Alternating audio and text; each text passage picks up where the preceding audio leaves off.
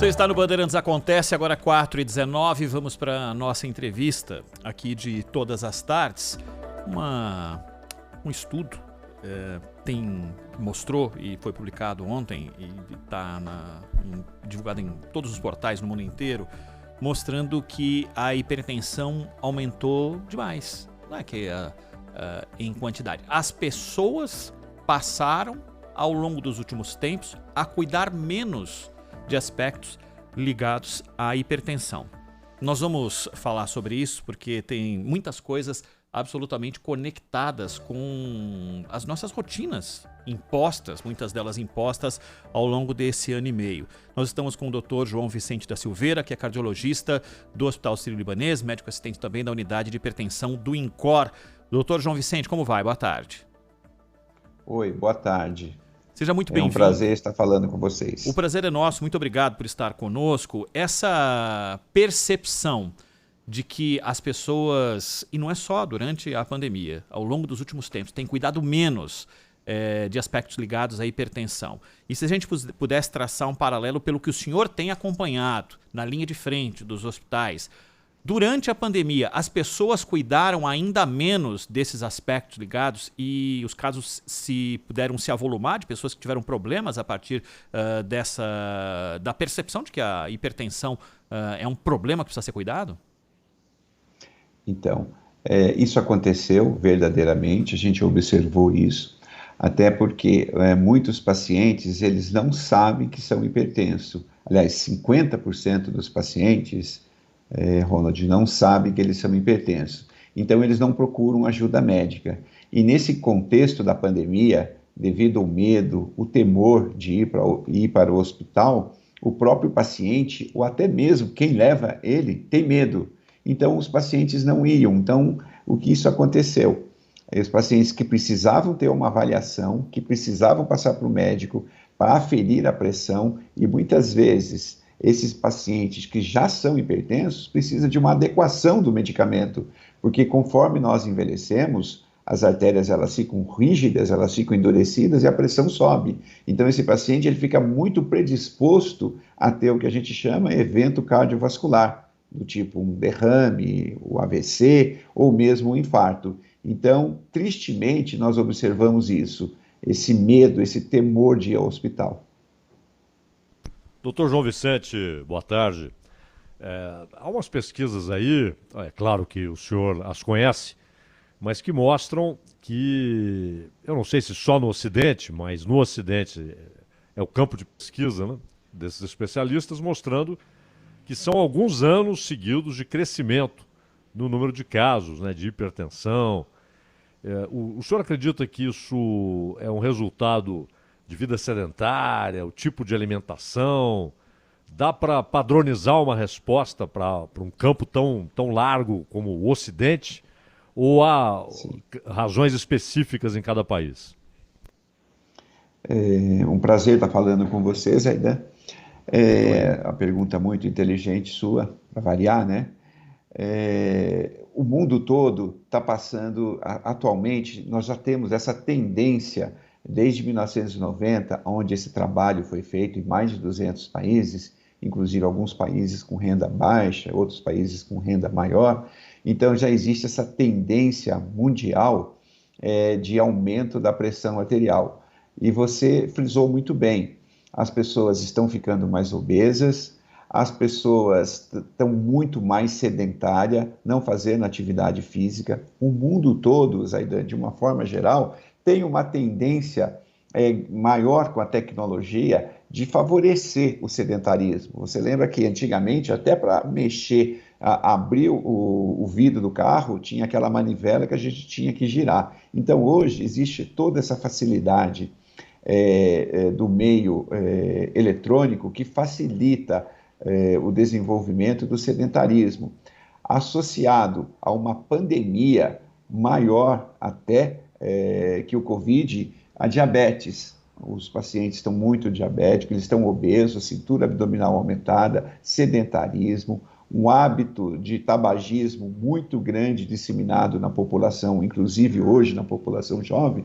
Então, são características que reúnem fatores de risco para doença no coração. E esse fator de risco para doença no coração está imbricado com a hipertensão, porque a hipertensão é a força que o coração tem que fazer para bombear o sangue numa dificuldade, né?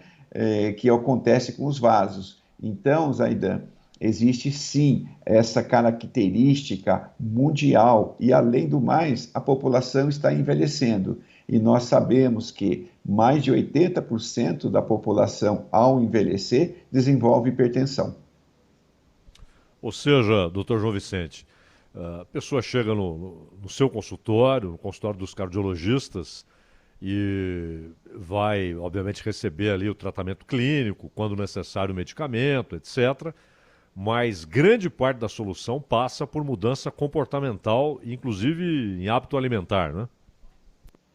Sim, a primeira fase do tratamento da hipertensão é o que a gente chama de MEV. A gente chama MEV é uma sigla de mudança do estilo de vida. O paciente, obrigatoriamente, ele tem que saber qual é o seu peso ideal, qual o valor da sua pressão arterial, que é o correto, porque a gente sabe que ao ganhar peso, a pressão sobe. Então, esses hábitos alimentares de uma forma errônea, onde existe uma ingesta muito grande de sódio, que é o sal, isso favorece a pressão alta.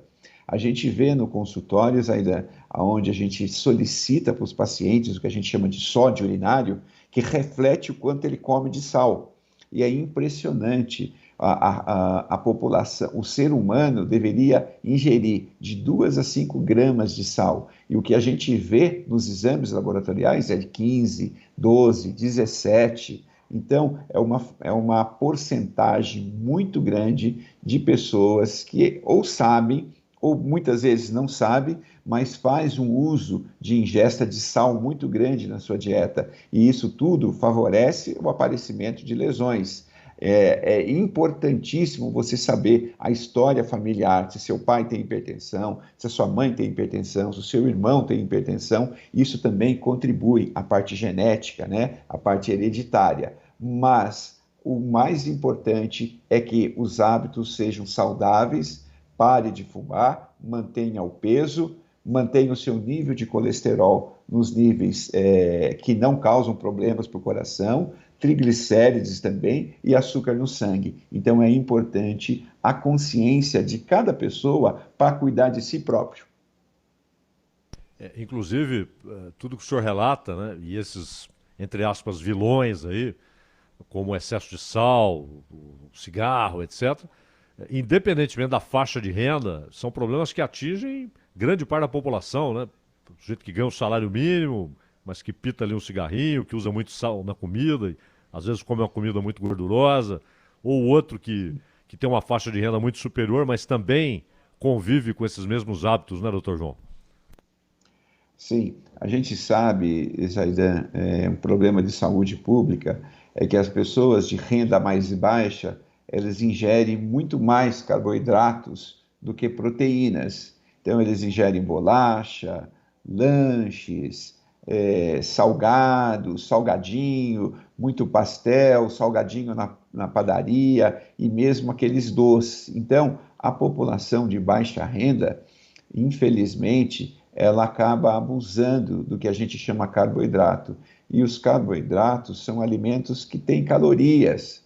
E essas calorias que, devido ao sedentarismo, ele ingere bastante, ele não consome. Aí vai se depositar na cintura abdominal e da cintura abdominal acaba passando para o fígado, leva a uma outra doença, né, que é a deposição de gordura no fígado. E as pessoas de renda maior também têm um hábito muito grande, porque eles têm acesso financeiro para comprar cigarros, então eles acabam, de uma certa forma, também apresentando hábitos inadequados que favorecem o aparecimento. Mas o que chama a atenção são as pessoas de baixa renda que fazem um uso muito indiscriminado de carboidratos. Doutor, quando as pessoas têm algum tipo de piripaque, é o momento que elas realmente se preocupam? E isso continua sendo uma lógica, eu sei que, como o senhor disse desde o princípio, as pessoas se afastaram um pouco ao longo desse ano e meio de medo de ir até um hospital, ou a preocupação ficou voltada exclusivamente para a Covid, para não ter contato com o vírus, continua a lógica de que as pessoas ou têm a preocupação maior com o coração ou com qualquer outra patologia desenvolvida a partir de uma vida sedentária ou de consumo de alimentos que não são os adequados, como o senhor bem descreveu, a partir do momento que tem algum tipo de problema e sentem medo de morrer? Então, os homens, Ronald, tem muito, assim, infelizmente, os homens têm muito medo de ir no médico, principalmente no cardiologista. O homem, ele é o provedor da casa, né? Hoje está mudando, ele trabalha muito, muitas dívidas, muito boleto terem que ser pagos, então ele tem medo de ir no médico e descobrir que ele tem uma hipertensão, que ele tem um colesterol, tem um diabetes. E as doenças que mais matam tanto homens e mulheres no mundo todo, as doenças cardiovasculares. Você vê aí frequentemente pessoas no mundo televisivo, ex-jogadores, como Carlos Alberto, até que foi capitão de 70 aí, né? Como uma pessoa dessa tem um infarto e morre. Sendo que o infarto, se você passa por uma avaliação médica num cardiologista e segue todas as diretrizes para constatar doenças, então fica mais fácil você evitar a mortalidade. Só que, devido muito medo dos homens, eles só vão mesmo no médico a hora que a situação está ruim, a hora que ele tem tontura, tem dor no peito, falta de ar, aí aquela dor começa a ficar muito forte, queima, sobe para o pescoço, daí ele fica com medo e vai. E o que aconteceu e está acontecendo nessa pandemia, agora está melhorando um pouquinho, e os pacientes têm medo de ir no hospital. Aí eles têm uma doença grave, está lá com o coração, com as artérias entupidas, quase tendo infarto, que a gente chama de angina, né? Pré-infarto, e ele fica com medo de ir no hospital, e ele fica sozinho em casa, ele fica temeroso de pedir ajuda, para outra pessoa não vai querer ir no hospital, então a gente observou que a mortalidade dos pacientes em casa aumentou muito, essa mortalidade domiciliar em decorrência da pandemia. Infelizmente, observamos isso, Ronald. Dr. João Vicente da Silveira, cardiologista do Hospital Sírio-Libanês, conversando aqui com a gente na Rádio Bandeirantes. Doutor, muitíssimo obrigado pela sua atenção conosco e a gente se fala numa próxima oportunidade. Obrigado, um prazer falar com você e com o Zaidan. Até lá. Muito obrigado, boa tarde.